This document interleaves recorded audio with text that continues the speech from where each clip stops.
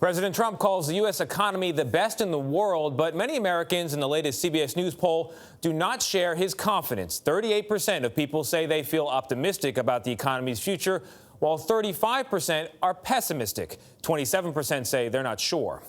Our poll says the #1 reason for optimism is the job market. International and world events are the main causes of the pessimism.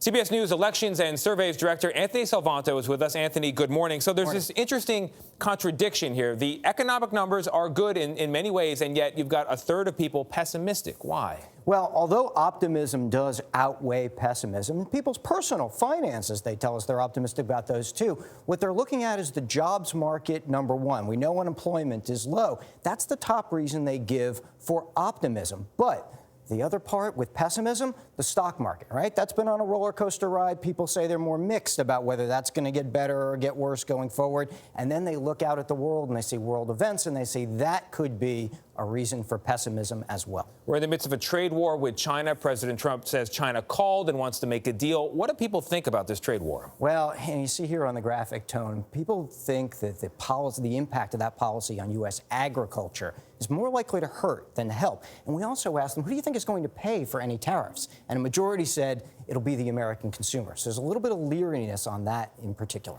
If the president should tweet on this topic or others today, how do those tweets impact people's feelings about how the market and the economy are doing? Well, we've seen them make the markets go up and down, and by a margin of about 10 or so points, people say that when he tweets, they think it decreases confidence in the economy as opposed to helping it. And some say it has no impact at all. But you can tell that they're definitely at least paying attention to what he's tweeting. One of the other interesting splits here is a contradiction where a majority of people say the economy is good, but you also have a majority of people saying the country is not necessarily on the right track. What explains that division? Maybe the most important division to watch going into 2020. Why? You're right that people say the economy is good, but there's more people who say that the country's on the wrong track, and the people who are in that gap, who think the country's going the wrong direction, they're not saying that they would vote to re-elect the president. Now, that's different from past years, where in past elections we've always said it's the economy, right? If the economy's good, the president's a shoo-in for re-election.